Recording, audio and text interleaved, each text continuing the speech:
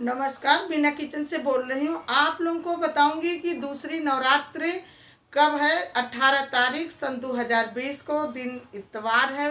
माता का नाम ब्रह्मचारिणी है। ये दिन बहुत शुभ है क्योंकि नवरात्र का दिन बहुत शुभ ही होता है। और इस नवरात्र के पावन बेला पर आप माँ दुर्गा का नवरात्र में आप हर काम कर सकते हैं, शुभ काम सारा कर सकते हैं। क्योंकि नवरात्र में आप मुंडन करा सकते हैं, गृह प्रवेश करा सकते हैं, घर का नींव डाल सकते हैं और घर बनवा सकते हैं।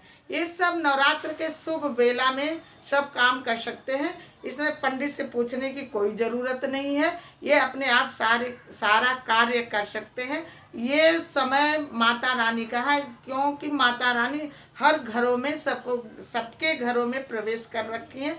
सबको व्रत रखना चाहिए 9 दिन का। लेकिन 9 दिन का व्रत नहीं रख सकते हो तो कम से कम एक पहला और आखिरी का व्रत तो जरूर रखना चाहिए। और घर में माता का कलश का स्थापना करना चाहिए। और इसलिए माता रानी सबके खुशी रखे, सबके परिवार को खुशी रखे और बरकत दे, घर में खुशहाली आए।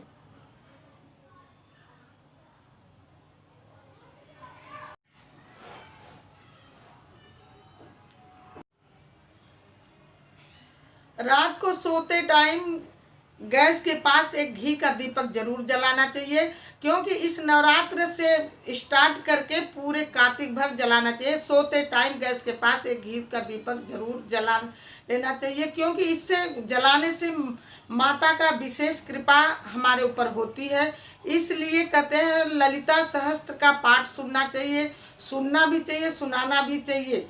और सुनने से भी माँ का कृपा विशेष करके हमारे ऊपर होती है। तो इसलिए माँ का भोग में भी मिश्री का भोग लगाना चाहिए और नारियल का भी भोग लगाना चाहिए।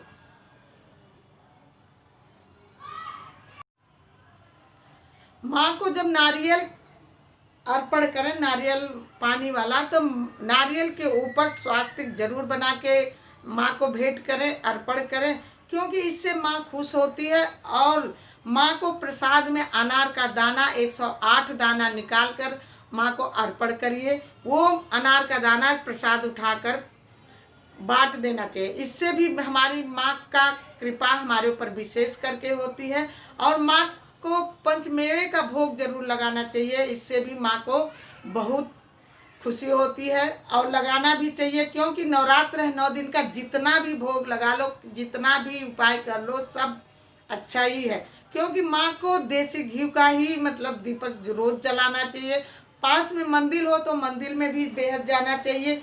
और एक उपाय और है, जैसे तेजपत्ता होता है, उस पर जो आपका विष है, जो मनोकामना बहुत दिनों से रुका हुआ है, नहीं हो रहा है, तो उस पर लिख के और उसको अच्छी तरह करके माँ के आगे भेंट कर दो, अर्पण कर दो कि हे माँ, मेरी ये मनोकामना, मेरा रुका हुआ काम पूरा कर देना। देखना आपका जरूर पूरा होगा। इसको आप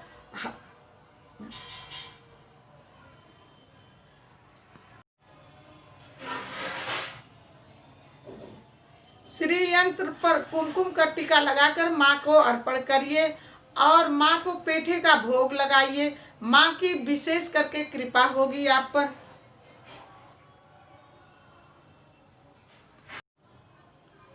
माँ के सामने बैठकर तारा कवच जरूर पढ़िए। माँ के सामने बैठकर लाल चंदन की माला जो है उससे माला जरूर करिए क्योंकि इससे आपका भाग्य उदय होगा। माता रानी के सामने बैठकर जो इच्छा हो, जो मनोकामना हो, पूरा होगा। माँ से मांगिए, दूसरे से मत मांगिए। माँ, क्योंकि माँ देने वाली है, हम लेने वाले हैं। माँ देती है, सबको देती है। तो माँ से मांगो, अपनी इच्छा पूरी होगी। और माँ को चंदन का टीका जरूर लगाइए।